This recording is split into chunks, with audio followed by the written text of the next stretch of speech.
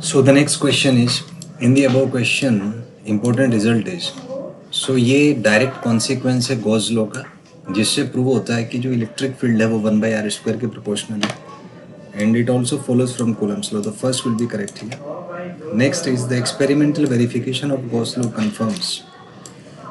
तो इससे ये वेरीफाई होता है कि 1/r² डिपेंडेंस है, तो first one will be correct. Next is positive charge nucleus of charge Zd surrounded by uniform density of negative charge of radius r, then atom as a whole is neutral. तो net charge zero होगा तो Zd plus, बल्कि मैं इसको रो बोल देता हूँ, into जो वॉल्यूम है 4/3 पाई आर क्यूब, इसको आप ज़ीरो कर दीजिए, this is equal to zero. तो इसको सॉल्व करेंगे तो ये आपका second option will be correct. Next पूछो electric field at internal point is. तो electric field into 4πr² is Q/ε0. तो Q को लिखा जा सकता है Zd माइनस या plus rho into 4/3 pi small R cube. तो उन दोनों इक्वेशंस को आप सॉल्व करेंगे तो आफ्टर सिंप्लीफिकेशन जो है आपका फर्स्ट इसमें आंसर आ जाएगा. Next is external point. तो नेट चार्ज ज़ीरो है तो third will be the option. Next is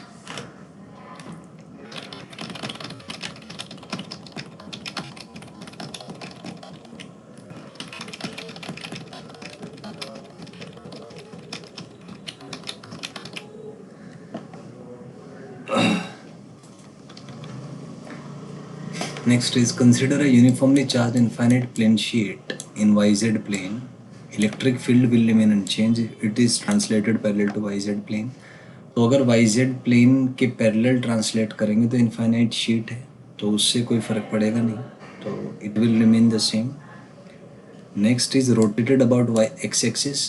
तो प्लेन YZ ही होगा, तो इसको रोटेट करने से चार्ज डिस्ट्रीब्यूशन में कोई डिफरेंस आएगा नहीं, तो जिसकी वजह से इलेक्ट्रिक फील्ड सेम रहेगा. So third will be correct here, तो 3 आ जाएगा.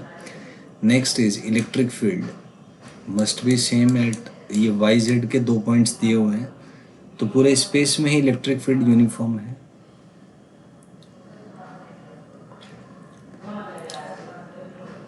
तो यहाँ पे एक ऑप्शन हो सकता है कि the better version will be magnitude of electric field,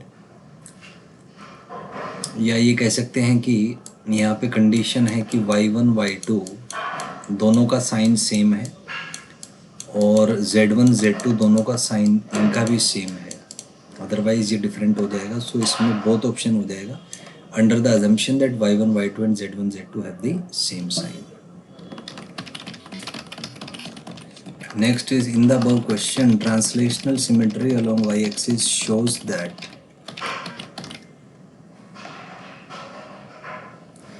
electric field is same at 0 y1 0 और 0 y2 0. तो ये फर्स्ट आ जाएगा, मतलब y एक्सिस में चलने से कोई डिफरेंस नहीं आएगा फील्ड में, तो first one will be correct. Next is translational symmetry along z axis. तो सिमिलरली z एक्सिस के अलोंग ट्रांसलेशनल सिमेट्री है, मतलब z कोऑर्डिनेट चेंज होने से फील्ड चेंज नहीं होगा. सो इसको सेकंड ऑप्शन इसमें आ जाएगा.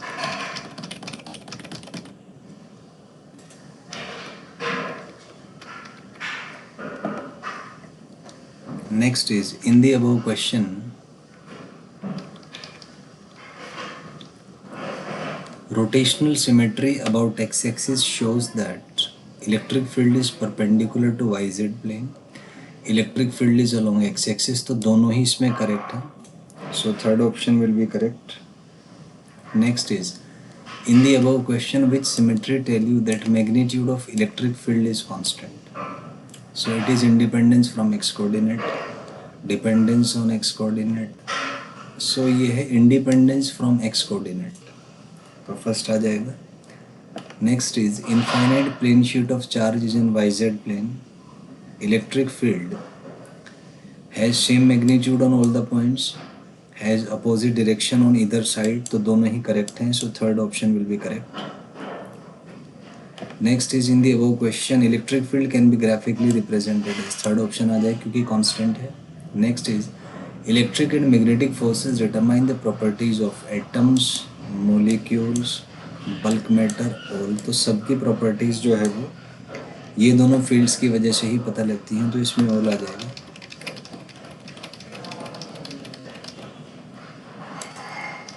Next is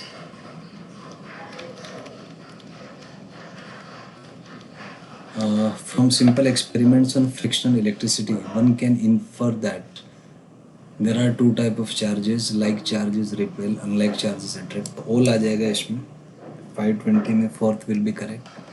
Next is by convention charge on a glass rod when silk is, तो इसको positive लिया जाता है, plastic rod पे negative लिया जाता है. Next is conductors allow movement of electric charges through them, correct है statement. In metals mobile charges are electrons, yes correct है. इन इलेक्ट्रोलाइट्स में आयंस होते हैं, ये भी करेक्ट है, तो इसमें फोर्थ आपका करेक्ट हो जाएगा.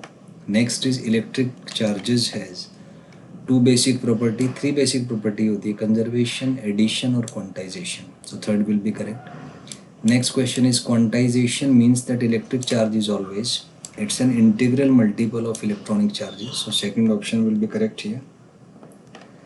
Next is protons and electrons have charges, तो फर्स्ट आ जाएगा. Next is quantization can be ignored for, तो मैक्रोस्कोपिक चार्जेस में इसको इग्नोर किया जा सकता है क्योंकि उसमें जो चार्ज है वो बहुत ई के कंपैरिजन में बहुत बड़ा होता है, सो मैक्रोस्कोपिक लेवल पे we can ignore it, so second will be correct here.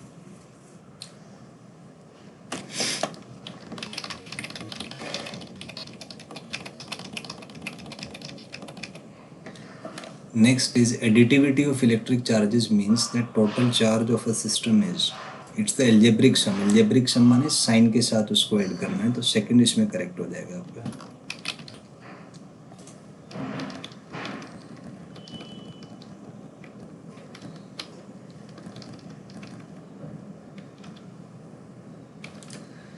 Next is conservation of electric charge means that total charge of an isolated system remain unchanged with respect to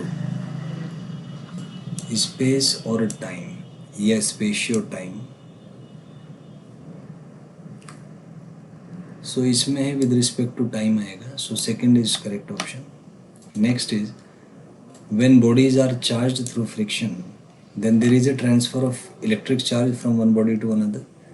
There is no creation or destruction of charge, so both are correct, so third will be correct option. Next is according to Coulomb's law, mutual electrostatic force between two charges is given by, so F21 है तो यहाँ पे 21 आएगा, so first is correct over here. Next is graphical variation of magnitude of force with charges, तो straight line आ जाएगा. Distance के साथ है inversely proportional to 1 by r square है, so shape like rectangular hyperbola. ऐसा यूनिट ऑफ चार्ज कूलम होता है. Experimental value of epsilon naught is, so इसमें फर्स्ट आ जाएगा आपका अप्रॉक्सीमेट वैल्यू ऑफ के, तो ये 9 × 10⁹ आ जाता है.